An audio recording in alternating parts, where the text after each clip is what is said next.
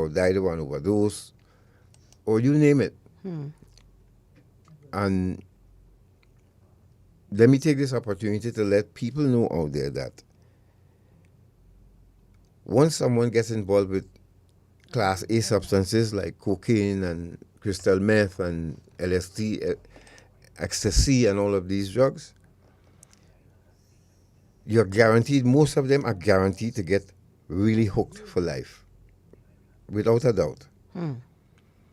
And the journey to get out of the grip of that spirit is very, very difficult. It's a hard one. It's a hard fight. And there are those of us who can use cocaine and live to tell the story, and there are those who will stay using for a very long time. They may try to recover, but they may relapse. They will try to recover, they will relapse. And you will get frustrated. I know family members turn their back on their own family and don't want to hear from them at all because of the experience.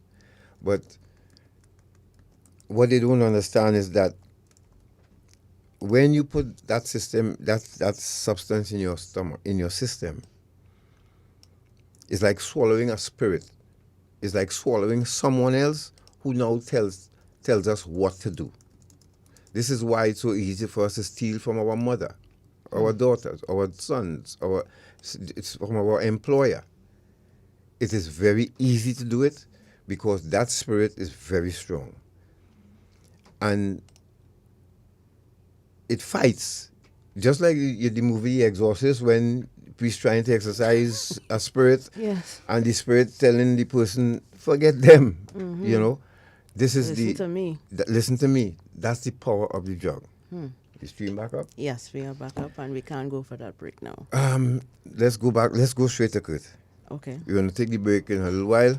Kirt, good morning. Good morning, Mr. Central. And lady, good morning. Good morning.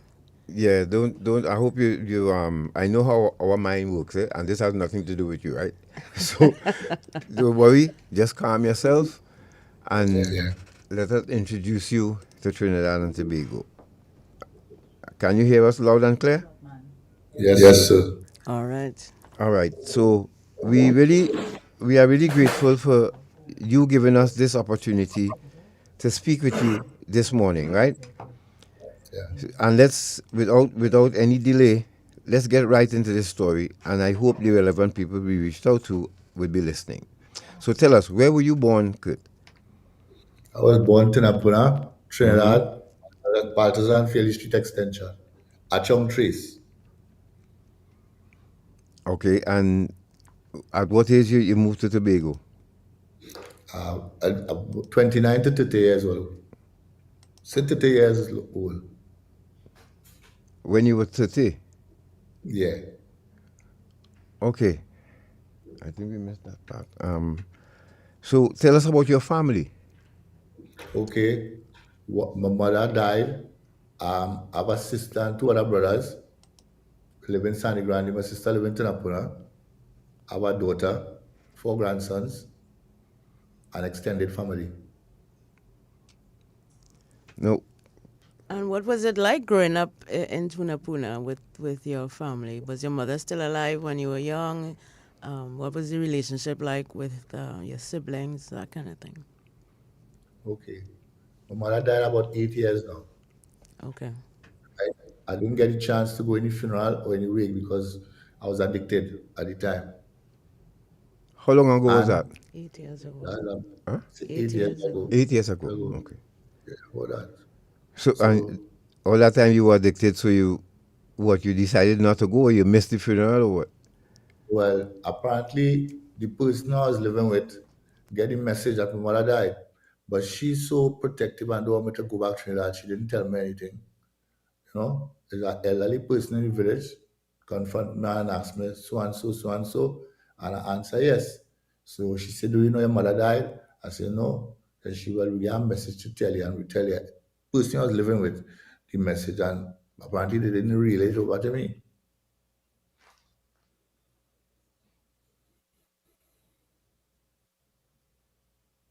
So your mother, you just left this life and you never had a chance to see her. Yeah, I never had a chance to apologize.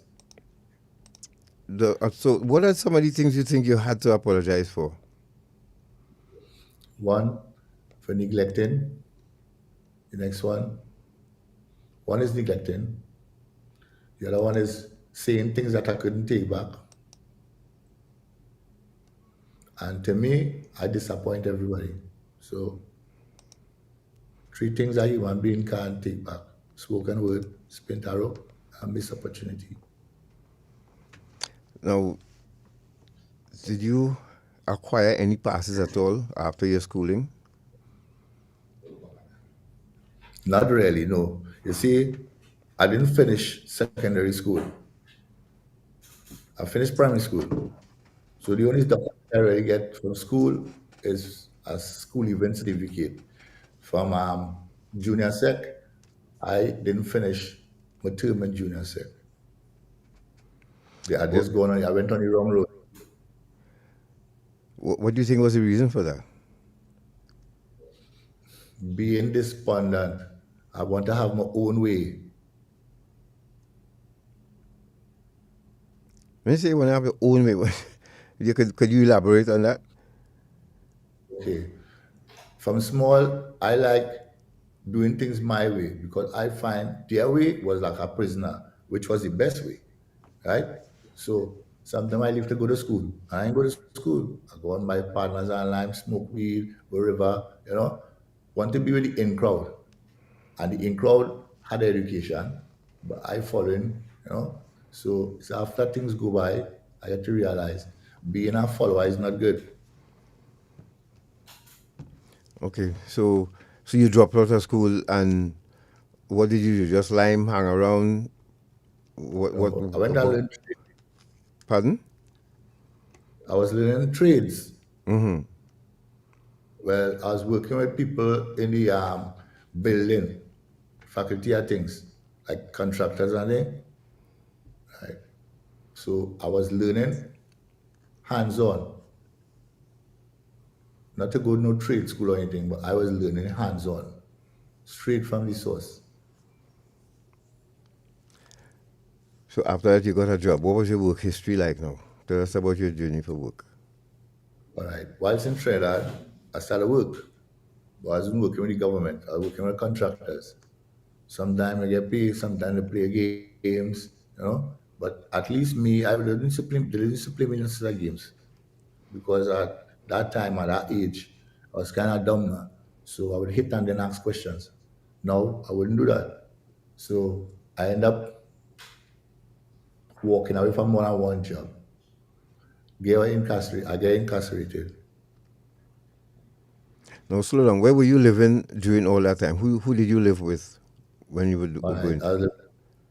I was living in Apuna Yeah, with who? with my mom, with my mother and my sister, right? Plus my aunt and my cousins and them. One big yard, everybody, family. So, and were there objections from them from the life you were starting to, or the road you were on at the time? Yeah, there was objecting at me and other cousins too. So you had company in your wayward Family. behaviors. Yeah. Yeah, did. So somewhere along the line, you were introduced to crack cocaine, Kurt. How did that happen? Because you said you were incarcerated, right? The first time, Yeah. right? How many times were you incarcerated? See about 4 to 5 times, 4 to 5 times. but not for drugs. All right. Well, we'll get into that. So, Not but for drugs. when were you introduced to cocaine? At the age of about 18 years old, By whom? by friends, buy, had to sell to make money fast, get hook on your own supply So you were because selling at the time. touching, You were selling yeah, I as well. was. Yeah. Nobody never lead me. I went on my own, being inquisitive.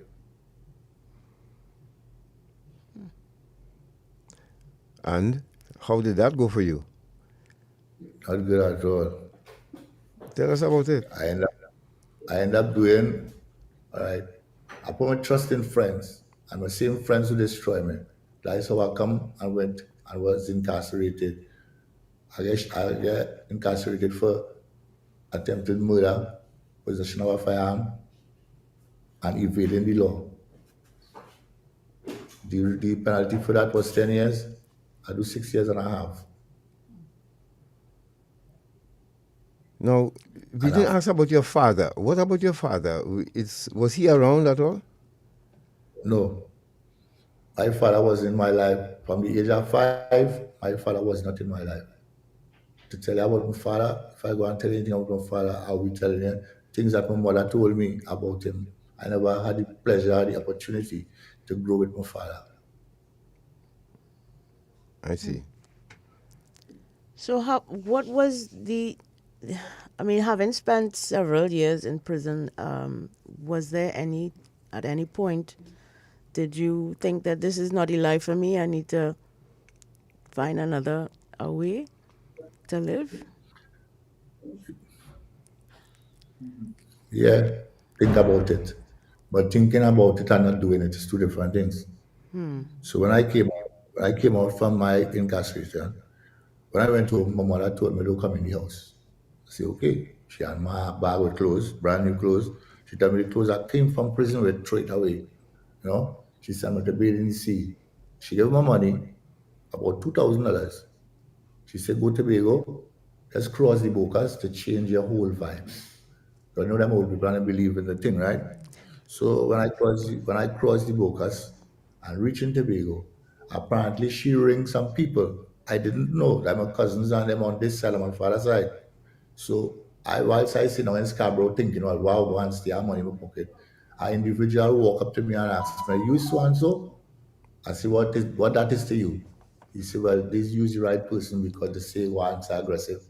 So he identified himself to me. Say, my name is Vance Roberts. I am your father's nephew. We get instructions from your father that anytime you come to Tobago to show you around and see if they could put you in a get employment. And so happened, I was working with the government. So from then to until I walk away, let me see, 5 years now, I walk away from the job. So I can count myself as lucky come to be get a government work. Stay in it for about 27, 28 years. And then, as Mr. God was saying just now, the demand came back out because drugs is something different. Now, when you were released from prison, To tell you the exact time I lost that, pardon? to tell you the exact time that I came out, I No, forget no, that. no. What I was going to ask is, when you were released, you relapsed or you stayed clean for a while? Yeah, I was clean for a while, How a long? long while too. See, about 12 years. Okay. So even Yeah, after going to Tobago and settling in, you weren't using then at all? no. No. It's So, something emotional ended up popping up in my life, and I choose the easy way out. so was it a relationship or A relationship. so you relapsed because of a failed relationship, or you used that excuse to relapse? Well, you can say I use that as an excuse to relapse because I could have find something better to do. If you're just joining us, you're listening to Independency, and we're having a very slow and detailed conversation with Mr. Kirt Alexander, who is in Tobago, speaking to us from Tobago. And we will get to the point where he fell so deep into addiction that it cost him his his hands or his arms, both of them. It's a it's something to think about. Let's prepare for a little break, and when we return, we'll go deeper into Kirt's journey to becoming a disabled person, but still here for a reason. he's still here because, as he said, he wanted to die. He was even upset with the doctors for saving his life. You'll hear more about that when we return right here on our Dependency. Stay right there.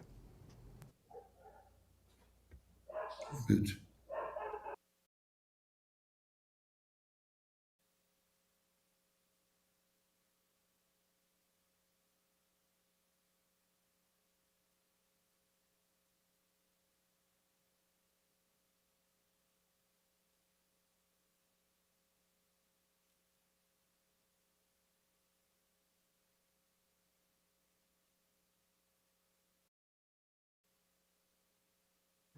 Kirt, can you mute your microphone, please? Thanks, and Shortman, we need some audio on the ads.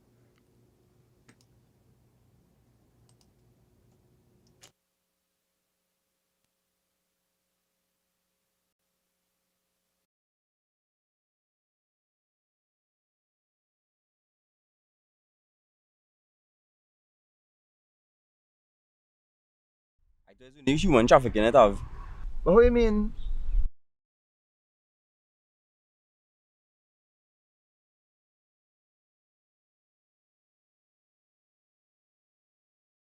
And children who are victims of trafficking. Many victims who are children do not look like under 18 years old. Child victims often move escorted around alone or in small groups. They also live in shared and even packed rooms and have very little clothing and belongings.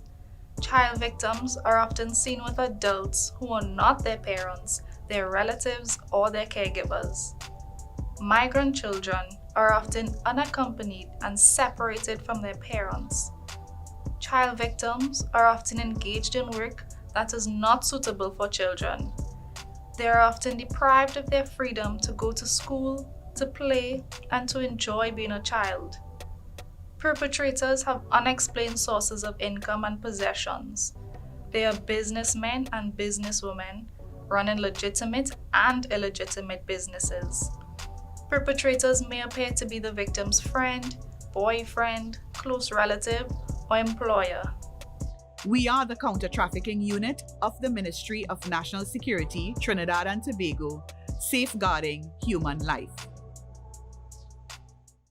Yes, girl. Online here with this weirdo named Larry. I'm getting rid of him now.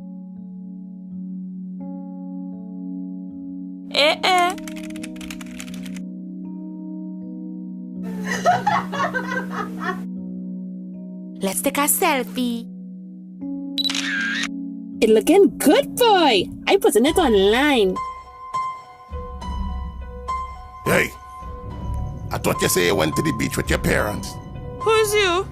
It's me, Larry, from online.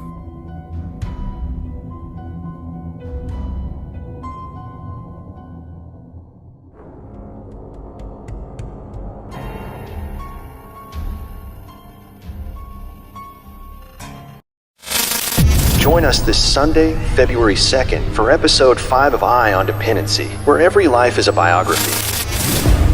Imagine being born with no hands. You grow up learning to adjust to your unique body, to everyday living. Now, imagine losing your hands as an adult. Will you have the courage to adjust to the new normal? Meet Kirt, a son of Tobago soil. A father who had a good job, who chose to embrace crack cocaine and could not let go until his hands were gone. My name is Kirt Alexander, and this is my story. This Sunday, Garth and Natasha speak with Kirt about his life growing up in Tobago and his journey now having to adjust to life as a disabled person in recovery. Listen live from 10 a.m. on I-95.5 FM or watch live on the Eye on Dependency Facebook page or YouTube channel. The Counter-Trafficking Unit, Ministry of National Security, brings you Eye on Dependency. We don't just share stories, we change lives. All right, thank you for staying with us and being very patient with this going and coming of this internet stream. We hope that you understand the reason why we're doing this program is not to glorify drug use, but to warn you about it. And once again, I hope Mr. Augustine and Mr. George and Ms. Haddad could spend a little time with us this morning, because we want to show you something, not only address you, but show you something as well. That's something that you're all missing big time. And it's time to have you all, at least, if you have an iota of respect for what we do here, then we hope that you all will respond in kind and tell us what you intend to do about it. So, Kirt, thank you for staying with us too. Can you hear us once again? Yes, sir. Can. All right. Right. So you relapsed, and what was the journey like after that relapse? I went to the program about 45 times, say 5 times.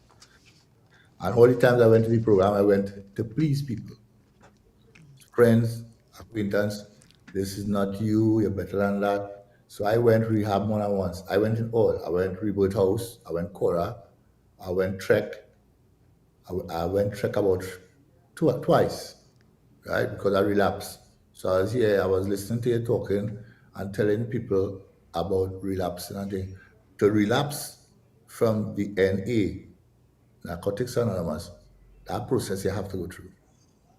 All addicts is relapse. It comes as you fall long. If you fall long, you have to get up, dust off your pants and keep going. It has some people does not get up. You know? I get up, catch myself, fall back. 5 times. This last time, can't go back. Now, what were the... You hear that, right? Yes. Now, what were the times, how did it affect your work? And were you living alone, or were you with family? When I relapsed, I was in Tobago. Right, yes, Right? yes. It started off nice and sweet. I was in a relationship, but the individual was kind of, lackadaisical and loose.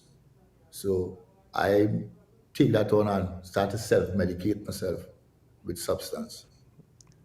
Tell myself, now close the door, but it opened the whole hole. Straight down in Alice Wonderland, in the hole with the rabbit. Just keep going deeper and deeper. Walked away from my job, get it back, walked away again. This last time, I walked away because same emotional stress I was telling you about. But this time when I fall, I didn't get back up. I get back up limbless. Now, we'll get to that in a moment, but you said you walked away from the job. Now, were you and the person together at the time you were using? Yeah, yes. Right. We were. Right. So let's get to that. Where did you and, if you don't mind, and if you can remember, where did you and this person meet? Okay. You hear about Trek already, right? Right. Right. Yes, that, and The for those person- of you listening, Trek is the rehab facility at the Old Scarborough General Hospital. Am I correct? With Mr. London commissioned You are after. correct, sir. Right. Go ahead. So yes, you are Trek. Yeah. Go ahead. Right. I was doing the living in program. Right. That the old program, right? I was doing living. But it had security guards guarding the compound. So happened me and one of the guards, me and all the guards get good, They didn't used to give me no contraband or anything, but I could give me preference to go and sit online and talk with them. So in that now, a young lady was working security for a while. We started talk, exchange ideas. She come and tell me, well, she child father died. She had a big belly. She was about 5 to 6 months pregnant. So from there, everything that started click, click, click. But I keep forgetting the policy of rehab. When you come from rehab, you stay away from all relationships for 2 to 3 years. You don't jump back in one time. I made the mistake and jump back in one time. So when I get hurt that time, what to do? Self-medicate? All right. Hold on. Now, let's go back a little bit. When you met her, she was 5 months pregnant. Yeah. And you said the baby's father died? Yeah. Natural causes, accident. How did he die? They say natural causes, right? Mm-hmm. That's up to what I know, natural causes. So, all right, that's a real coincidence. I mean, And that's that happened before she gave birth or after? no. He said she was Right 5 months after, pregnant. a few years after, Oh, he about died 3 to 4 after years. the. No, no, Oh. no. The baby Uh huh. born about the baby born. That was only like 2020, right? Right. I've So been so I, so she got pregnant for him. She was 5 months, and he died within that time. That 5 month pregnancy term there. yeah, I'm did trying to figure, when, because I mean that's kind of close to, if someone's still pregnant and and the baby's father dying. It's not something you hear very often, but it happens. It happens, Yes, of right? course. So yes, you all met and you all decided to move in together. You moved in with her. Or she moved in with you. I moved in with her. I was in an apartment that Health and Social Services paid 3 months for me to get back on my feet. I Right. get back my work. I get back my work. I was reinstated back in my work with all the service. They didn't cut my service, right? And that was as a I result of you being at track because you were yes, going through the program, right? Okay. yes. And do you remember? I mean, you have to give them the kudos for that. That Yes. is wonderful. Who was the head of the division at the time? Yes, no. That is commendable. I'm trying to remember the lady name. Agiata Carrington. Miss Carrington. Okay. Okay. Yeah, But that's no. I mean, we have to give them that they That is, yeah, that that's is commendable, decent protocol and our understanding too to, of yes, of the needs of someone who is in recovery and just out of rehab, of course. that is so. Thank you all very much for that. Who tried with Kurt to do that for him, and thank you for being honest about that, Kurt. Um, because these are the things we cannot overlook because some people are not that fortunate, right? So they give you that opportunity, and of course you relapsed again, yeah. and Did. What was the trigger for what was this the trigger time? for this time? The trigger for this time was still emotional. All right. When I reached that point that I give away my whole heart in a relationship and come and end up getting licks through that. I just go in a world by myself and tell myself the world against me. So as I just say, I just self-medicate myself. Self-medicating, that's like I go and buy crack to smoke, to tell myself that the crack isn't the problem. But when I ready get back sober, the problem is amplified. So I don't excuse, can't sugarcoat nothing, you know. So So so were you part of the Ants Nest crew? yeah, I passed there already. I was in the ants nest many times, but I didn't used to stay there. I used to go and shop. Sometimes shop and stay and smoke a while and then leave because guy living on the edge, going in the ants nest and staying there. The police and them come any and every time, police and soldiers. So it will be bad if they catch you there, you know. If you ain't get locked up, licks. If you ain't get locked up, you'll be getting licks and run off the block. Then you will be identified as a smoker and a user. So anyway they see you after that, they will coming along and you're telling yourself, because most people they see when you're using drugs, you just steal, right? You just steal in order to support your habit, right? So That's truth. No, that's the truth. I mean, that's what we do. That's what the drug yeah. propels us to do. So that's there's no lie in that statement. So I could say something, all right? Yes, of Go course. Go ahead. ahead. Not everybody they steal when they're using drug. Majority does. Say it up from 1 to 100, 75% they steal. Oh yeah, that's for sure. 25%, 25% they steal, even though you're using and thing, you just try not to steal. Closet smoker. I was not a closet smoker. I tried doing that and you can't closet smoke. It is somebody that's here and let them other people know, right? What's in that world? It's our people who looking like permanent members of society. After hours, anything goes.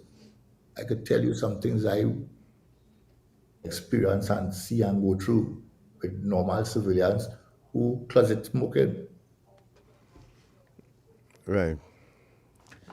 Now, Kurt, I wanted to go back to one thing with the lady you're in a relationship with. She now has a child, so you are helping her raise and take care of this child. You think that was one of the issues that caused you to relapse? If I say yes, I will lie. What make me relapse is the fact that the person didn't really love me as much as I love them. They were very insecure and destructive, right? The reason why I left the relationship is I went to do a PJ with somebody after getting paid. It was close to Christmas, right? It was about a few days before Christmas. I dropped my government pay. I went home. I left it home. I tell her, well, I had to go and do a PJ, which is Christmas Eve day. So I leave and went Christmas Eve to do the PJ with a contractor friend of mine. He's getting outside work and then. So whilst I gone, I leave about after 5 minutes to 6 in the morning. I leave and went quite up plans for me. At the time I was living Sergeant Kane, right? We went up plans for me to do help somebody finish a piece of roof. I leave at least $3,800 home, hamper, everything, because people from health and social services get to know me, right? A lady, I will have to give her props. Her name is Miss Alan Boucher, right? I had to give her props, right? So after that, when I came back home, see after 10 in night 11, I realized there was a big fire lighting in the yard. So I tell myself, she burning all the old things we had because we get new things. When I came down, as I reached the bottom of the step, why could they explode? Explode is my waka. Boom. When I watch good, all my clothes on fire. So my question is now, what is really going on with you? The reply I get is, you go on, and I tell myself, you're not coming back because that man is with a man who do me that. So everything went haywire after that. So I guess she wasn't happy that you left on Christmas Eve to go and do a PJ. Was it that? She wasn't happy for me to go and do no PJ at all Wow. because apparently I don't hide my phone. I don't answer people's phone, right? I don't hide my phone because I just try to let people give me the same respect that I give them. But apparently when I come home and read on my phone and go and sleep, the young ladies be browsing through the phone and ring all the females and them and cuss them out. What they do with my man walking all with my man. So when I go back to do PJ with people who I know, they ask me, you married? No. And more ladies I used to work for, right? Elderly people. So when I go back, they will ask me, you married? No. You in a relationship? I say, yeah. I say, why you ask that? Because a young lady ring and threaten and say to stay away from you. I just show them what really going on, right? So when I go back home now, I would ask her, I say, why are you going on the phone and threatening people? You didn't know you're taking a bread out of your own mouth. Again, the insecurity.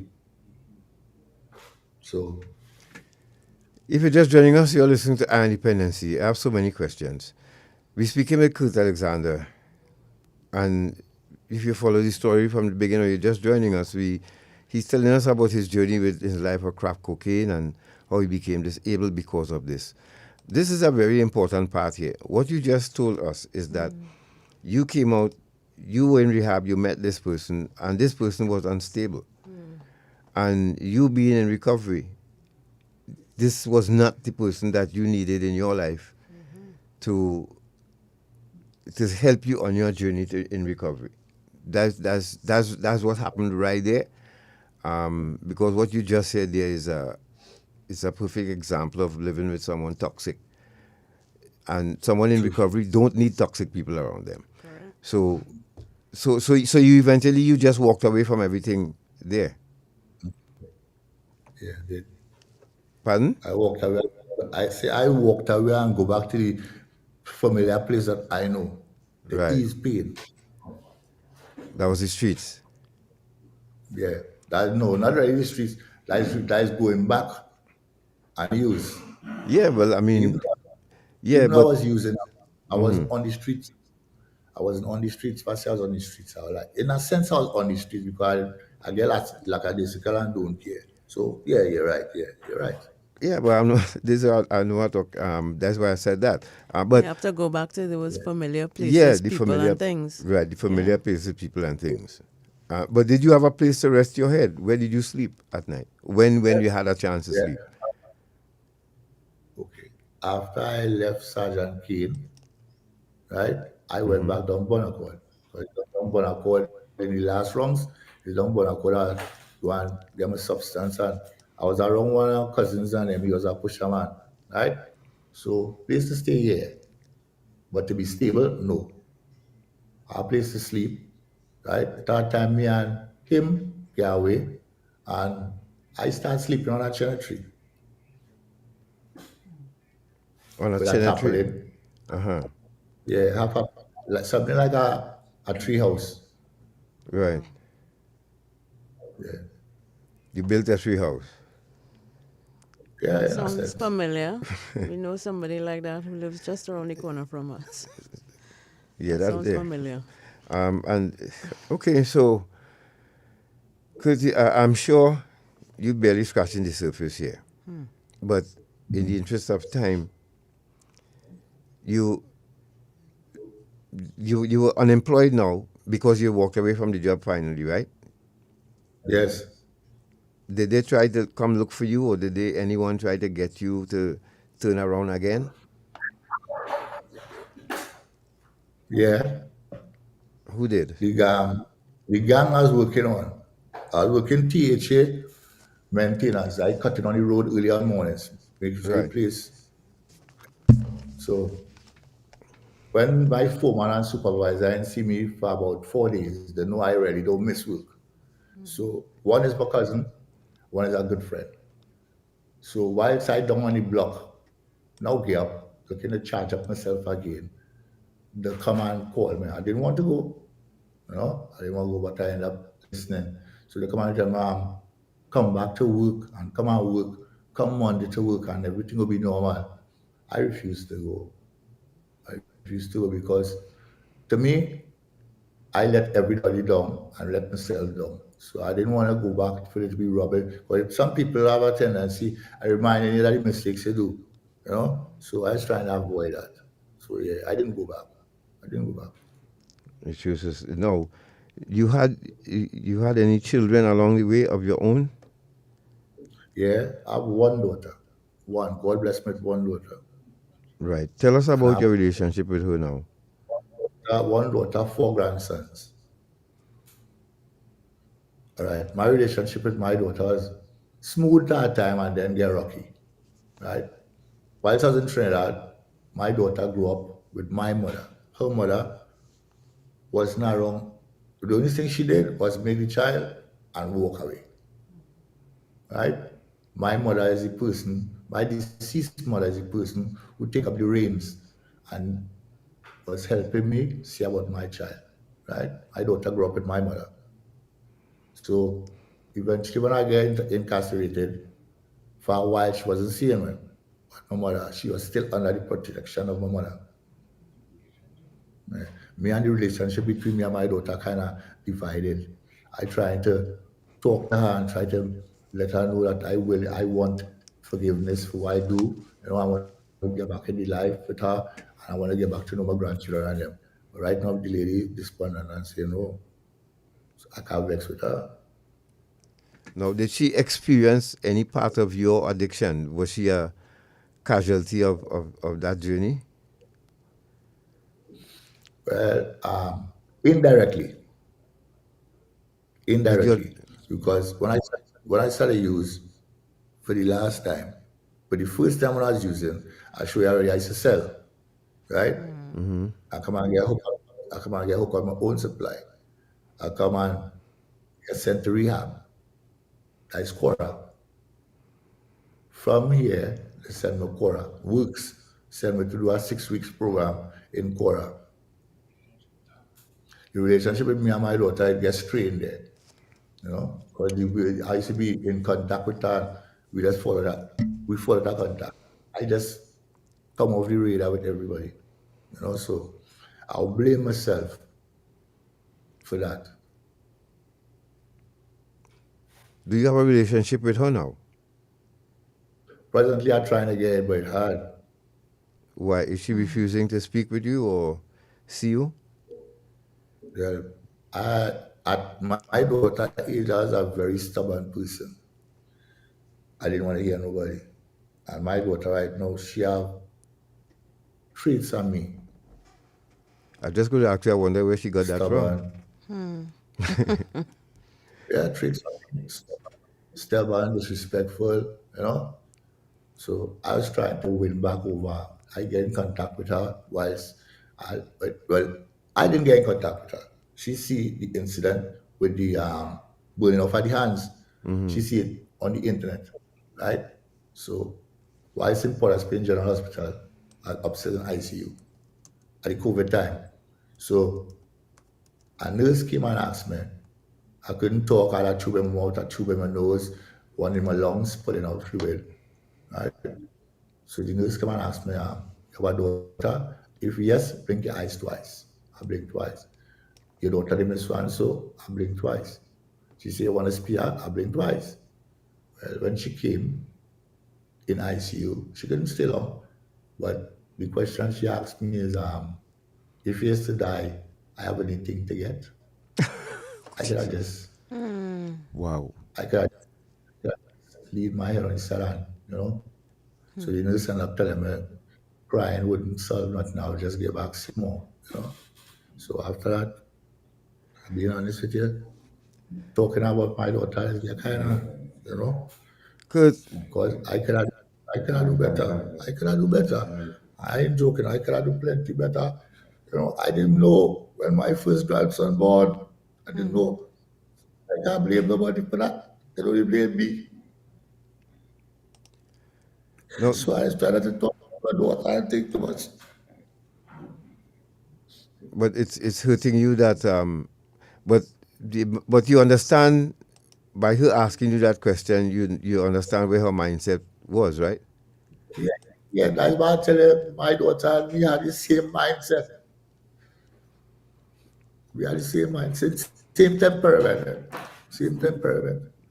You said I think I missed that part. This maybe what were you in ICU? You said Yeah. for They what? put me in a induced coma. They put me in a induced coma to keep me alive. That is after the incident. That is when I get the incident. When I Oh, get the incident, I stay here, they send me down Trinidad on the chopper. Because they okay. say they didn't have a facility to deal with me. Because I heard you say Trinidad, so I wonder if was something else happened, before that incident. But all right, so Kurt, let's go to a break. We give you a chance to recollect yourself, and let's talk about the incident when we come back, right? Let's because we, as I said in the beginning of the program, if you're just joining us, we are not doing this to glorify anything. We are doing this to show you the power of these substances that are available to our children to this day. As a matter of fact, what's available to our children now is a diluted form and a concocted version and a put together version of the crack cocaine as we knew it. When I was using crack cocaine, it was 99% crack cocaine and 1% chemical just to put the crack together. Now, these guys found a way to switch it, and now it's 99% chemicals and 1% a hint of cocaine, because any crack addict out there will tell you now, especially one who's out there been a long time now, will tell you the crack cocaine that we knew is not the same any longer. When I used crack cocaine, it was a creamish color. Now it's pure white, like a tablet, and it's more potent. It's danger. So this is why we're doing this story for you this morning. And also to demonstrate not just the power of the drug itself, but how a drug can affect your life if you are addicted to it, and how difficult it is to stay away from it when you're in recovery. They tell you stay away from slippery places, people and things, right? But it is not that easy. It's not that Yeah. easy to tell somebody just stop using, stop drinking, stop gambling. That doesn't not work. that easy. It's not that easy, and it does affect your relationships with your family. And to think there are hundreds of people like Kirt now in Little Tobago. Because we have Roxborough, right? Yes. All the outer ends of Tobago, they were safe at one time. Yep. They're no longer safe. Nope. So from Scarborough to Roxborough, you have crack addicts that can hold hand in hand and reach from one end to the next. That is not right for Tobago. That's why we're doing this program this morning. That's why we're doing it. Hope you understand. Take no offense. I know you all came after us years ago. Tell Garth and Natasha to stay out of Tobago people business. Tell Garth and Natasha Tobago no need help. Tell Garth and Natasha nothing is wrong with Tobago. We don't have a drug problem. Still feel that way? We'll be back after this break.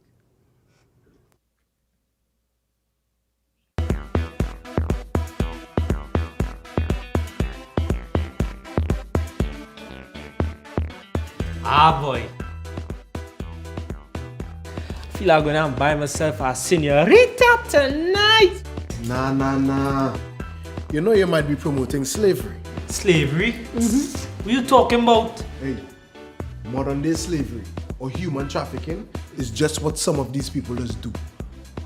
You know some of these women were tricked to come here? Some are held against their will, abused, and even beaten.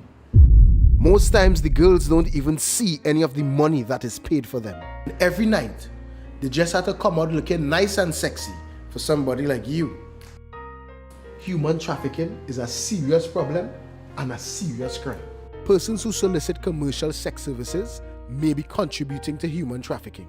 A message from the Counter-Trafficking Unit of the Ministry of National Security. Morning. Listen now. Has noticed something out. Them new people on the Bobby Road there. Where's that? Girl, the man that he passing up and down in front of here with a set of woman. I really noticed some woman living there, you know. And they can't even say as much as good morning. Well, listen now. I wonder if it's human trafficking. You think it's that? So, how can you spot and identify perpetrators and victims of trafficking? Many victims are found living and working together in the same place and sleep in shared and inappropriate spaces. Victims work excessively long hours. They often sleep in the daytime and work long nights. They are often escorted everywhere they go and may appear to be malnourished. They may show signs of physical abuse, drug and alcohol use, and may also appear withdrawn, fearful, or intimidated. Victims who are migrants are often not in possession of their identity or immigration documents and have irregular immigration status. Perpetrators can be male or female and may appear to be managing or controlling the victims. And they may even at times appear to be the victim's best friend, boyfriend, or employer. We are the Counter-Trafficking Unit of the Ministry of National Security, Trinidad and Tobago, safeguarding human life. Do you want to support our work at Eye on Dependency? Here are 3 ways to do so. You can make a donation to the Eye on Dependency account at Republic Bank. You can follow the Eye on Dependency page on Facebook. You can subscribe to the Eye on Dependency channel on YouTube. Liking, commenting, and sharing the live on a Sunday also helps. Thanks in advance for your support. Thank you for staying with us. This is Eye on Dependency. We are having an interview with Kirt Alexander, who is a man who's in recovery from crack cocaine addiction. He's in Tobago right now, and this is the height of the story here now. What he's about to tell us about what happened to him, how he became disabled is really. Right, but what was did you specialize? Right, but what was did you specialize in any? Were you specialist trade? Like, you know, some people use the waka, some people who just hold up the fence. No, I was a waka man. You were a waka man? Yeah. Right. I'm just building the story here because to use a waka, you need both hands. Yeah. obviously, right? Yep. So, but you weren't doing anything other than using. Now, how did you end up in this situation now? What happened on that fateful day? Okay. That fateful day, the morning starters now, right? I went and continued doing some work with a contractor again as a laborer. So after 11, 12, work finished, I was paid $1,500, right? So before I leave, I took some drugs from the pusherman. Tell him what I'll pay when I come back. He said, okay. So when I came back, I pay him, back home, and give him $100 for himself. So whilst I sit down, trying to go in my zone where I take my smoke, right? Because I buy punching, I had my crack, I buy 2 lighters, I buy a pack of cigarette, I buy against the chase. I went and I buy at least $300 worth of crack, right? Good. So when I started smoke now, a friend of mine said and called me because I was the only person who's ready to do things for him. You know? Sometimes he give me money, sometimes I don't give me money. When he give me money, I just used to think with it because they really know me as no real sick smoker. Right? So What, I get up, before I you go go around on to by that, when you say what kind of task would he ask you to perform for him? to climb a tree and pick some breadfruit for him. No. But you In said before general. that in general he would call you. What kind of work Because did he do why I'm for you? asking that, I know people here who do that. Hmm. And they would come and ask our addict to cut the whole yard and give them $50 afterwards. Yeah. When normally we would But I charge passed, them. Hmm? I passed through that already. Right. Tell us about that. That's why I'm asking that before you go to the story, to the incident. Okay. This substance is carried to a depth that you would go and do something for somebody and not use him, they will have respect for you and they'll pay you what it deserves to be paid, right?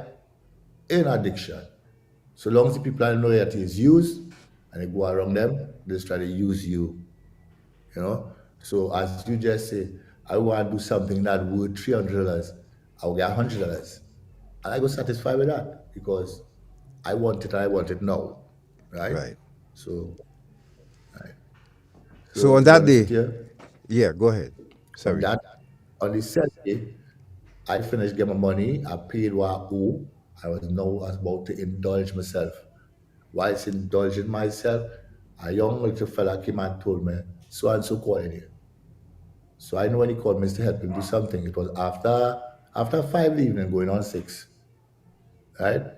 So I pick up myself, I borrow a bike from the yard I was in, and I ride to go to come back fast. Apparently, he tell me, well, I was looking for you whole day. I said, where you want it? He said, well, you know, he's the only man that's climbing the tree because nobody not climbing the tree and go up over my house because fellas are then come back and thief. And he's a welder. He's prefabricated. So many people, you know, the smokers around, work for him and swing back and take things from him. I never do that. So I went, climbed the tree. He said he want about 10 breadfruit. I pick about, say, 8. And when I see the 2 to make 10, I had a metal rod in my hand, long old pipe iron with a piece of corrugated steel welding in it. Pick at least 8 breadfruit with that with no incident. The last 2, I climbed a little higher, pushed the rod through some branches, and was now where that the breadfruit on them broke over the high tension wire. So when I pull, the breadfruit fall and the high tension wire hook onto the pipe iron and I couldn't let go. I couldn't let her go. I couldn't let it go because why? I shaking, and the thing coming out, bam, my hand catch a fire. I wouldn't last say there. One hand disconnect, reach the elbow. See about next 15 minutes, the next one disconnect, and I fall off. Fall, but I get let go from the iron and I fall on the roof. The iron now skate down the connection from the high tension to the house and rest on the galvanized. Burn away. The pants I had on, I had the cigarette, the money, you know, I leave the punching on the ground. The lighters explode, the money melt, the cocaine melt and go into my skin.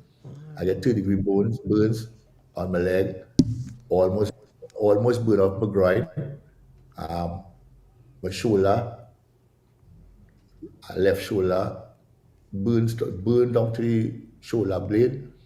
So that's why they say that it's better go Trinidad because they didn't have no facility to facilitate me, So I ended up in Trinidad. So I went to help a friend pick breadfruit and lost my hands. So and you actually witnessed your hands catch fire, and one hand Yeah. was burnt off while you were on the tree, and then the other one, the rod took the other hand. Yeah. Watch it happen. Jesus. Wow. In rolling off the house now, after my shoulder and my legs burn, rolling off the house, I fall from a height about 10 feet and didn't feel nothing because I have more pain. When, as the doctor said, I went into shock. So he said the crack cocaine in a sense sealed. All my senses was numbed because I smoked before I climbed. Right. So the amount of the dosage I used to smoke, they used to tell me, how you in dying, boy? Because other people try going that distance and hard giveaway. Twice. I overdosed twice. Twice I ended up in the mortuary in Signal Hill. And there's a coldness in the room wake me back up. I had John Doe mark on my toe twice. What? You ended up in the mortuary because your heart stopped twice? Yeah, no, it didn't really stop. It celebrated at a rare low pace that they couldn't, with the stethoscope, they couldn't get no heartbeat, they wasn't getting no pulse. And pronounce you dead? Say, all right, you see how a bear and thing is going to hibernation, right? Yeah. Yeah, good example. I was hibernating at the time. So when they put me in the room with the freezers and they meant to slip me in, well, they didn't cut me. Thank God for that. Normally they do autopsy, right? They didn't do no autopsy on me. They was going to do the autopsy at that time. So that's going to store me. So I lie down on a gurney in a cold room, but in between unconsciousness and consciousness, I realized like I'm in an ice box. So I open my eyes and sit up. The gentleman, the water attendant had to leave by the door to keep his eyes on me. He get up and run in the room one time. Well, naturally, because I could ask if there was anybody in the room with you when you woke up. Yeah. It's an water attendant. Twice it's an water attendant. One was a woman, the second time, the first time was a man. And that person, when I came back out and they put me on a ward, that person used to come and check me every day, at least twice a day, to make sure everything good with me if I want anything. Going through all of that, to be honest with you, if you ask me about family, my family was nowhere around. You see, from the age of 30, 31, I was on my own. Because I remember I come to Tobago, right? So I was on my own. Plenty people didn't know I was. Kirt Alexander. Who know me? Yeah. You are alive for a reason. Because yeah, plenty people say that. You end up in a mortuary twice and woke up twice. That is not an ordinary story, my friend. I didn't know that part of it. I maybe would have said it to me and I didn't, but I wouldn't forget something like that. But to know that you ended up pronounced dead and you were put in that fridge, and because of the temperature dropping inside there, of the temperature that you woke and you are alive to tell that story. Did you understand what God has put you through, or whatever higher power that you respect? All of this licks you took, and you are still around today, and you should now use this to help others. Good. But before, not to cut you, Garth, but there was a point in time when you gave up. you wanted to die.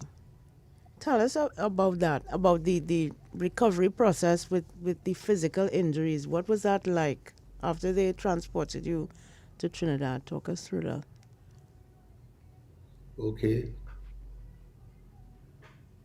I tell myself that it was a Friday, no, it was a Monday when the incident happened. So I can remember they carried me up in Signal Hill, hearing people kind of a commotion around me, aware that people moving around me. The doctor tell them, we can't keep him here. We gotta send him down. I go through all of that. I was conscious to go through all of that. I even remember going on the chapter. I lost consciousness when I reached Port of Spain and just carried me in the theater. After that, I blank out. They tell me the palm mask on my face, a bright light on my face, and I go after that blank out. But I was aware from the time I fall off the tree, fall off the house on the ground. Two young ladies come out watching me on the ground and asking them to call ambulance. They send me viral. They put me on the internet. The time I take to call ambulance, they put me on the internet. So they took out their phones and a they lady started on the other side of the recording. road. Yeah, Wow. there's a lady on the opposite side of the road. Her daughter called the ambulance. So that's how. If you're just joining us, you're listening to So- Dependency, and we are speaking with Kirt Alexander out there in Tobago. I hope Mr. Farley Augustine and Martin George and Donna Hard are listening, because we want to show you all something now. If you could just log on for a minute, and then we're going to talk about rehabilitation. Because Kirt, but before. Yeah, go ahead. So you were fully conscious this whole time until you were on the operating table in Trinidad. And when you After woke that, up after that surgery, yeah. When I woke up, it was about 3 weeks after. They put me in a induced coma to keep me alive. My body was lacking blood. They couldn't get the blood at the time. So in a sense, you could say I was on life support for a while. So when I get conscious, really conscious, I realize my hands gone. I say, nah, I want to dead because I can't survive without my hands on them. I live all my life with my hands on them, doing good, doing bad. And now, any matter of a few hours or less, my hands gone. And I lie down on a bed. Well, when I open my eyes, I ask myself if heaven is look like this or if hell is look like this. Because in using and being like this about myself, I never had no intention to go heaven. I wanted to die. I asked the doctor to kill me. And he said, no.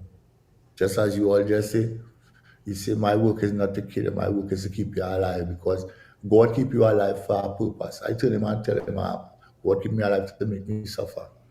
Because I going up all day, out hands, I'll be advantage. It will start off nice in the beginning. And when they realize like I'm getting benefits, everybody will get nice. And then after that time I will disappear. So he said, nah. So I spent at least a year and a half in Port of Spain recuperating. Did you have any visits from your relatives in Trinidad while you were there?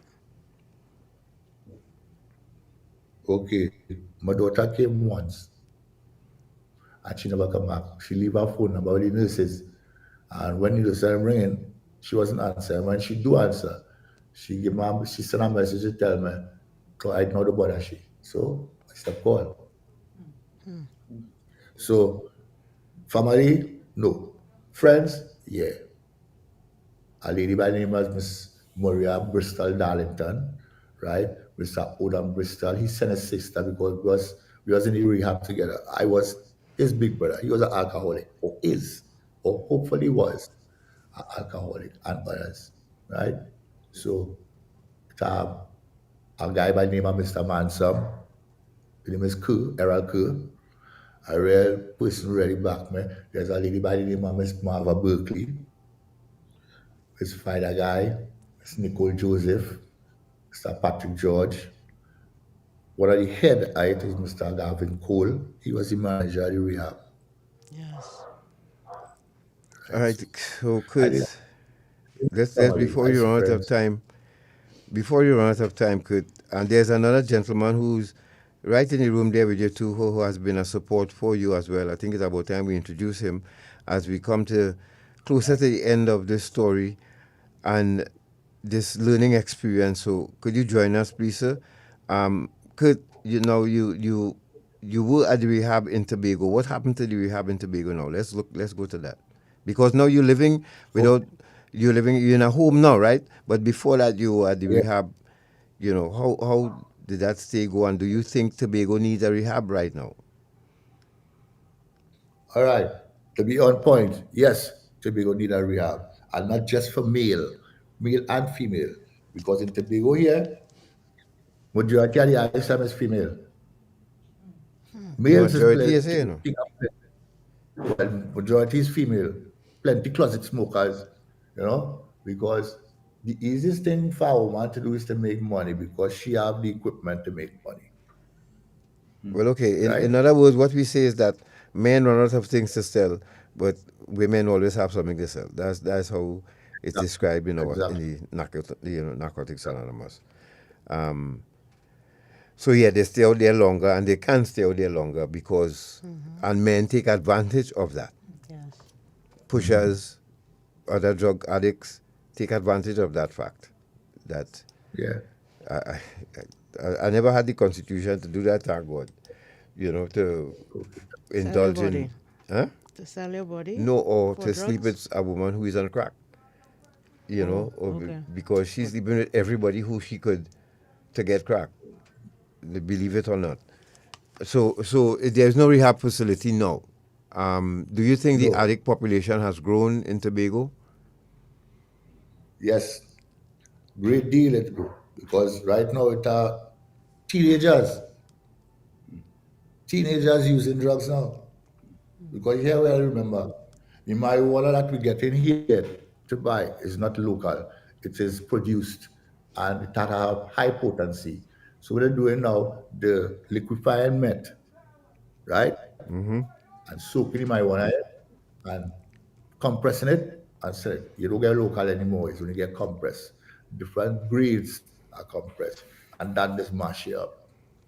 That does. Because plenty of people I know who are smoking marijuana and started smoke crack. Because why? At the end of everything, is end up smoking crack through the marijuana.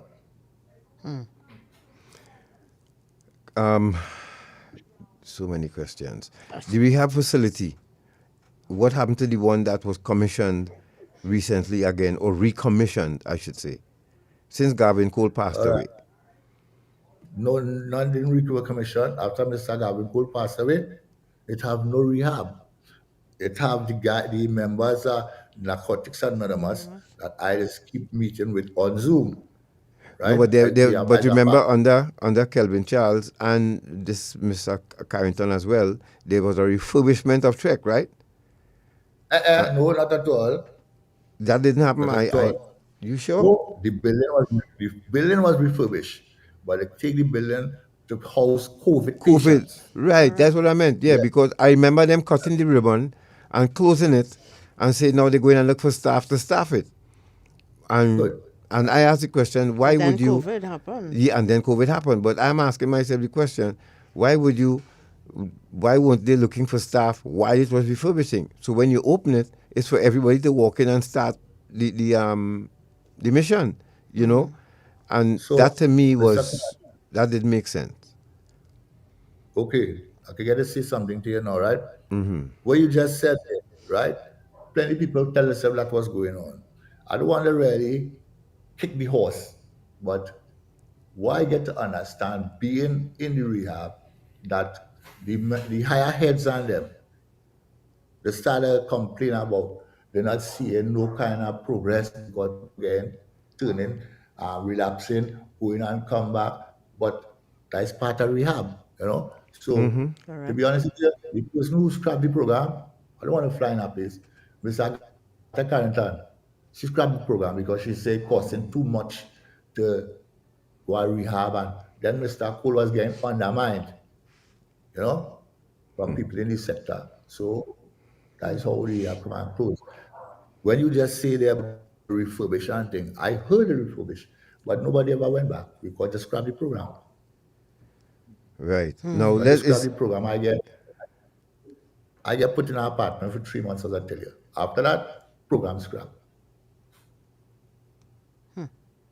let's take a moment to look at this. Shopman, go to video A quickly so we can show Mr. Augustine and Mr. George and Mr. Haddad what Tobago is missing.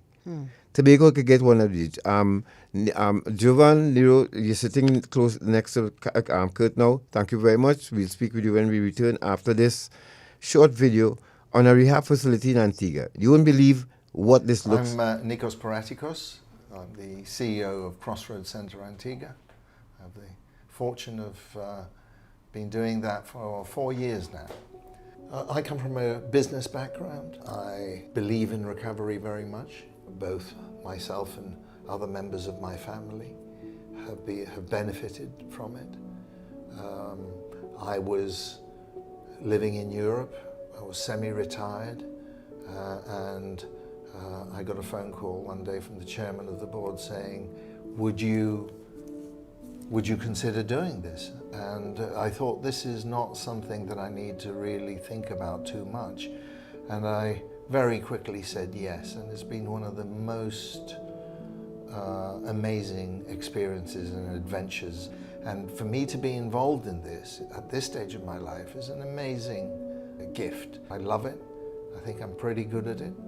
And of course, I've come and joined an amazing team of people who are really committed to what they're doing.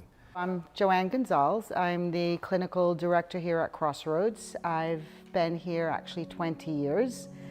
So I've had really the privilege of starting here as a primary therapist, as a family therapist, clinical manager, and now the clinical director. I'm actually from Antigua. I left Antigua when I was really young. I left when I was 5, so I grew up in New York, went to school there. Then starting in this industry, I started in Miami, and I worked in, a couple of different dynamics in this industry in Miami. And at some point, it was time. It was time to come home. And coming home was a big decision, especially in the profession that I was in, that there weren't a lot of opportunities, but I had some family issues happening here at the time, which was also weighing on me to come home. And literally, I landed here. I interviewed, I think, maybe 4 or 5 days after I landed. And between landing in Antigua, I was literally working at Crossroads 12 days later. So it was a gift. Jean-Michel. I am the Director of Admissions and Continuum Care. Came to Crossroads as it was always a passion of mine to work in the field of addiction. And I have done quite a bit of international work, and Crossroads did present Well, folks, the if you see this international beautiful, clientele you could just think that about I was Tobago familiar looking at with. this. If you love It it, is it's so not beautiful. work. If And you as could a just psychologist, that's something that I know firsthand. You love it, you do it every day without thinking about it. And Crossroads did provide the perfect atmosphere. that can for bring you to foreign get an exchange to idea you of the all. different cultures, We'll the explain different race, further, ethnicity, but for and those of you listening on radio, we are now showing you pictures of a rehabilitation center to die for. And I'm the admissions coordinator. If I should use that Crossroads too. Center Antigua. But I have been it working is. here for almost 3 years. It almost looks like a resort, such but an it is uplifting designed for recovery.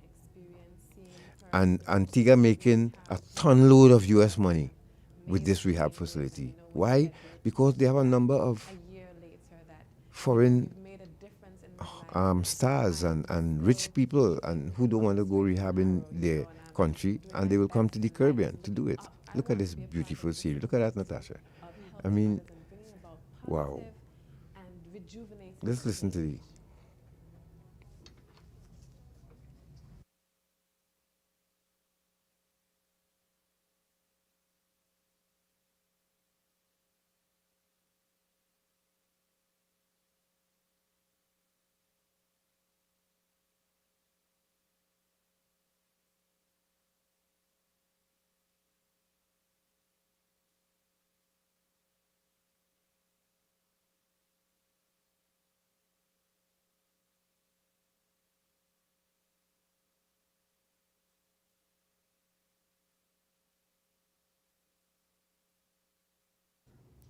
Yes. So the video, a short man, it includes videos and images. So we will talk over the images as they go. These are just images of the facility. As God said. Oh, this part has no audio. Yeah. No. Okay, Correct. okay. It's just images. So, as God said, it looks like a resort. Yes. So the video. Yes, It people. looks like a resort. Tobago, look at this. Mr. George, are you looking at this? And I know you look to me like a person who loves standard. I look at you from time to time, just on Zoom, and sometimes I could tell, you look well taken care of, or well, you take care of yourself really well. You have some style and standard. You can see that. I think you would love this. I followed them to. What about if the chamber come together and put something up like this? This is a good investment here, sir. Big bag, like a flower bag, full of crack, and I was specifically told not to touch it. But knowing myself and how adventurous I am, I took up some and I sprinkled it in my joint, and that I was out. I felt high for days. For all those years, I became really addicted, to the point where my body now depended on it. One day, I got a seizure. That was my first seizure. I lost my son due to smoking and drinking while being pregnant. And then now, I started to get seizures when I don't smoke. I was carried back to Crossroads. I was awakened to a really, really different feeling. I need to stop this. And then I started to feel tired. And I started to think about my mom. I don't want my mom to die before I stop smoking and drinking. And I started to think about all other people around me that I've hurt. And with the help of the Almighty Father, I'm sober for a number of years. And Crossroads has done all this for me, and I'm grateful. I'm sorry, my eyes is wet, but I'm really grateful. So that was one of the clients of Crossroads facility, and we're going to look at some more pictures now of this amazing facility. Yes. And as Garth was saying, this is an excellent way to earn foreign exchange. It's something called health tourism, where you establish a healthcare facility in a beautiful environment, and especially for drug treatment and rehabilitation. Tobago has the ideal environment. I mean, this is also on a Caribbean island, so we know what, scenery and scenery is about, right? Tobago is ideal. Yeah. But the challenge is, do the people of Tobago believe that persons who are struggling with addiction deserve this kind of treatment? We already heard Kirt mention the fact that somebody said they're spending too much money on this rehab, right? What would it take for us to really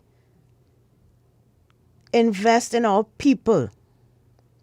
This is not just a drug treatment facility. This is an extension of, yes, this is a private facility. But if we were to do this in Tobago, this would be an outstretched arm of hope for a lot of people, a lot of individuals, and a lot of families.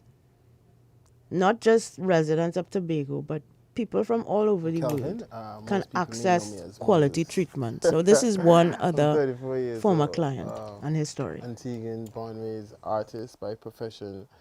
I do tattoos, body arts, graffiti, piercings, you name it, a little bit of makeup, anything pertaining to art. I pretty much dabble in it, and I've been doing that since high school.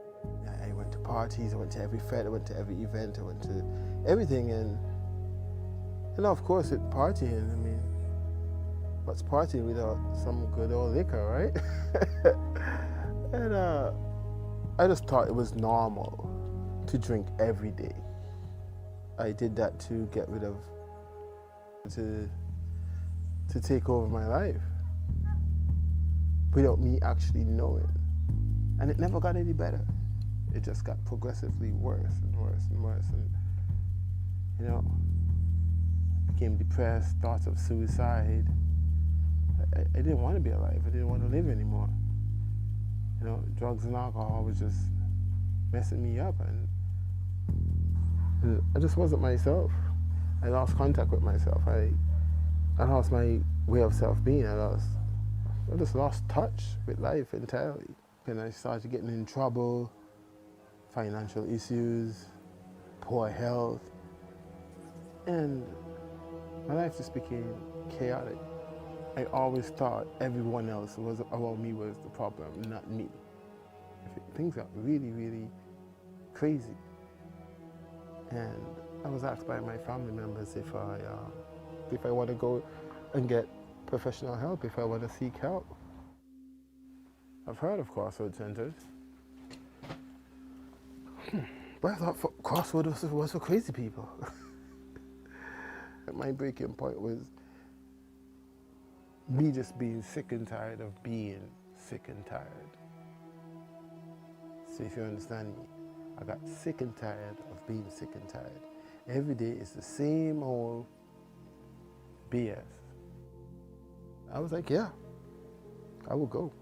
Because I knew I needed help. This Just is 6 months. Crossroads in Antigua. Again, it's a private facility, but we just wanted to make a comparison here as to what is possible in terms of drug treatment for Trinidad and Tobago. Kirt, what do you think what you just saw? You can see this in Tobago. And those of you online, those of you joining us, hold 1 second, Kirt. Those of you just joining us, if you're having problems on Facebook, please join us on YouTube, right? And tell us on behalf of Tobago, or if you're listening to us from Tobago, do you see one of these setting up in Tobago? Kirt, tell us what you think. Well, what I just saw there, like Tobago Plantation, Magdalena, compared That's what? compared to the Tobago program Plantation. I went through. Magdalena. The program I went through, it didn't even have half of what you just showed it. You just need to have really is the living and rules, right? What I just see there, that is Plantation and Magdalena. Yeah, well, yes, it has that look. But Tobago could set up one of this. And I think if the chamber work with THA, listen, you all could benefit so much from it. You know the name what Winston Duke, right?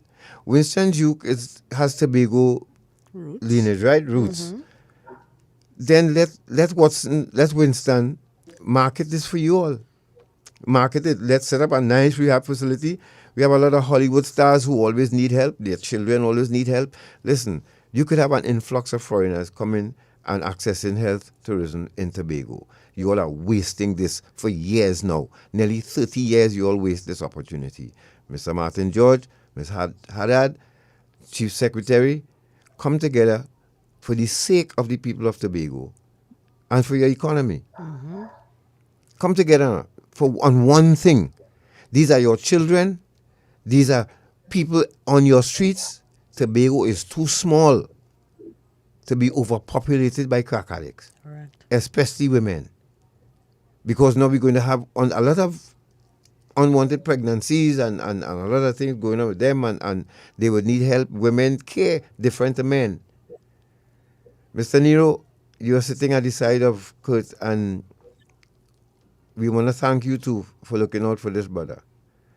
Where is Kirt now, and how can the THA assist? Kirt, what would you like to do with your life? Because you just can't stay where you are forever, not doing anything. And if you're a man always working and on the move, I know this must be killing you now. Where are you staying now? All right. Presently, I be in a house at a facility by the name of Heavenly Care for the elderly, right? I am the youngest person there, right? I wouldn't lie. The place living up to the name, the place living up to like heaven, because staff come like your come like your own relative, you know. I don't complain. I can only talk something good about who I am. Mr. Nero, what brought you to Kirt? Repeat. What brought you to Sana? Kirt? Yeah. How did you and Kurt meet? So God, I must say first that I still in a little shock. I'm in shock seeing that he reached this far. So just bear with me if I have to compose myself more than Kurt. Right. But what brought me to I dealt with Kurt before when he had his limbs. When he had his limbs, we dealt with Kurt from a church-based relationship, because since I gave my life to Christ and there were others, the same Errol Kerr and others, they tried to help Kurt before. So I knew Kurt from partly on the street, living around there in Bonaccord, and also him coming to church and all and trying to make a change even by coming to church and being baptized. So I knew him before. But when I went to the home, because the main supervisor at that home there, that heavenly care home, I do work for her and we have a good relationship. So there were times when I went to check on certain items and things for her, and I saw Kurt there because I did not know where he was after the incident happened. So when I saw him there, I saw him without his limbs and we spoke. I felt his pain, and I told myself that that he don't belong there, in the sense that he in his right mind and everything. All that happened to him is just that he is missing limbs. So I thought it was best to really get him to come to church with me and to go and just continue to share his story. And I tell myself it would encourage somebody. So that is what brought me to him, and that is where I'm at with him now. What about a prosthetic arm? Did you all try to get one for him, and how is that working out? Well, right now, I don't know if the offer the percentage. Well, the last I heard that the people in every office say that they really can't facilitate me because it's too expensive. What is too expensive? How much for a prosthetic arm? Prosthetic, to get a prosthetic is, the last time I was dealing with a young fella who work in the industry by the name of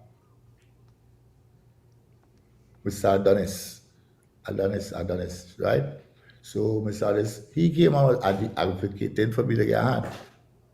So the last thing he told me that the seniors and them say that they really can't fund that because it's too much money. How much is it? How much was the cost? What's the cost of it? We have about $80,000 to $100,000 for one arm. Yeah, just not even a whole arm. 100,000 TT. From the elbow down. No, I once again, okay. That can't be. Tobago, here's what. There's one person, right? It's not like we have 10 people like Kurt asking for prosthetic arm. Is it that the THA now, the Division of Health, can step in here, get the arm for him, and let him now use him? God keep this man here for a reason. Twice in a mortuary and walk out, and could have died on a roof, been burned to death. He's still alive. You don't think this is somebody that can be used in Tobago now to do awareness, in schools especially, and get Kurt involved again and employed again? He has no arms. If you can get one for him, $100,000 is too expensive. Would that be too expensive if he was a member of the THA, son? Let's think about that. This is not Kurt's words, these are mine. I'm asking you all, please, can the chamber assist Kurt here? Because he's at a home right now. How old are you now, Kurt? Presently 60 years of age. I'll be 61 this year. Right, you're still young. So 61, 51 is really the new 61. You think that you will be able and willing to use yourself now to mentor others, especially youngsters in Tobago? You all need it right now. You think you're willing to do that if approached by the THA to do same? Yes, I really feel I will be a good influence to the youths and senior citizens in a sense, because since I get damaged, I was going around with a lady named Miss Marva Berkeley. she was one of the counselors. Yes. So since I get injured, she come and we went CCC Conservation Corps. Mm-hmm. I talked to Boots and them, Right. right? Then the elderly people and them where I am, anywhere I go, I make sure I carry back some kind of information for them to read, you know? So, yeah, I would be good. I would be a good ambassador or advocate. I would hope. Yeah, because we love to love gift horses in the mouth in this country. Yeah? We love to do that. And nobody until he use cocaine and to spend 100,000, then make him work back for the 100,000. Buy the arm for him. You could buy two, as a matter of fact. And you let him now work and pay back for the arm that you bought. What about that? Isn't that a good idea? Yes, of course. And could you willing to do that, right? Yeah. Come on, Mr. Fali Augustine. Let's put our brains to work here. I don't have a single degree. No, not even 5 full passes. And I could figure this out. But I'm sure I'm sure Kirt is not the only person missing a limb in Tobago.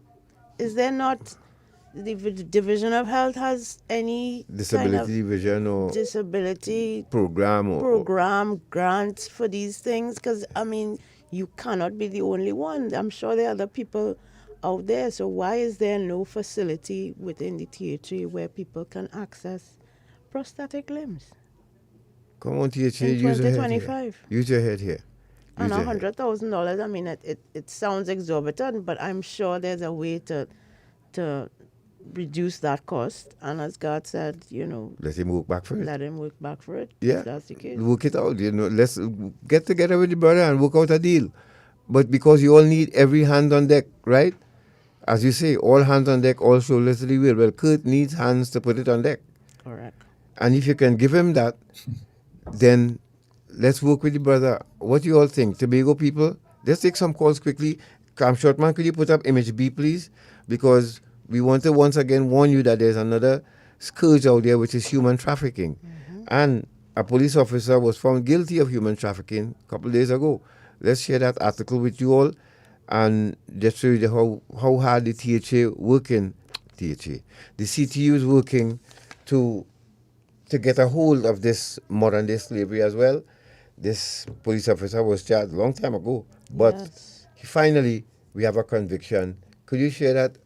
Let's take one call and then you have any call there?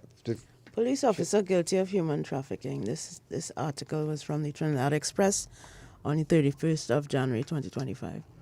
Police officer Valentine Eastman has been convicted on human trafficking charges. Eastman was charged back in 2013, was found guilty by a jury on Friday afternoon. The jurors took less than 3 hours to return the verdicts.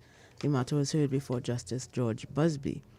Eastman, 63, of Princestown, faced 3 charges that between the 3rd and the 5th of March 2013, he harbored Colombian women at Princestown for the purpose of exploitation in the form of prostitution. They were then carried to locations in Vistabella and Chase Village. He was found guilty on 2 of these charges. He was also charged with rape but was acquitted by the jury. 14 witnesses were part of the state's case, including 2 of the victims who testified during the trial. The case was prosecuted by attorneys Ambe Ramkelawan and Kern Lewis. Eastman was also represented by attorneys Ravendra Raja and Aisha Edwards, but he did not take the witness stand. Eastman was remanded into custody and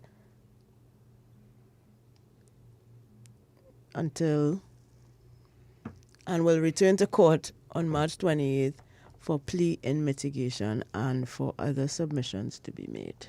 Right. So, again, the law enforcement of Trinidad and Tobago doing what they have to do. Another conviction. It took 12 years, but at least. Finally, we have another. And again, to you all you servicemen out there, please, I'm begging you, you don't want to end up in my position right now, brothers. Hold on to your service, please. Now, this man do is the 63 right thing, years old, do the right facing thing. some serious jail time. Huh? Do the right thing, people. Please, servicemen out there and women. Do the right thing. I know it's hard in some of your cases, but try your best now. Try. Because you don't want a dishonorable discharge. Believe me, you don't. Hello, good morning. Hello, good morning. Do you all think teacher Hello. should assist Kurt? Hello, good morning. Hi, good morning, God. Good morning, Natasha. Morning. And to your special guests. A blessed day to each and every one of you. And thank you ever so much for bringing all these programs to enlighten us. One thing I will suggest, I don't know if it will be beneficial to the person, the gentleman there. You know, India manufacture a lot of these artificial arms and legs and things. If in case this gentleman don't get it, like many other people, you all can make contact from the government agency, our government, and then to the government of India to see how they can assist and how they can help. Because our money are lower than theirs. So it may not cost the person that amount of money. And who knows, we might get it at a very lower rate if we have all our people who will be getting the benefit from those artificial arms and legs. Thank you, Gat and Natasha. And to your guests, you have a blessed one and keep the courage. You're welcome. Thanks Take care. very much for that. Hello. Good morning. Hello. Good Hello, morning. good morning. Hi, good morning. Yes, you're live. Yes, good morning, God. Yes. Right, this is Marva Berkeley. I want to say congratulations on this program and congratulations to Kurt on sharing his story so excellent. I want to endorse the fact that Tobago does need a drug rehab. And, you know, what is happening with our youth, what is happening to the men, the women, it is much needed in Tobago. And if I may just throw a different spin on it, in Tobago we have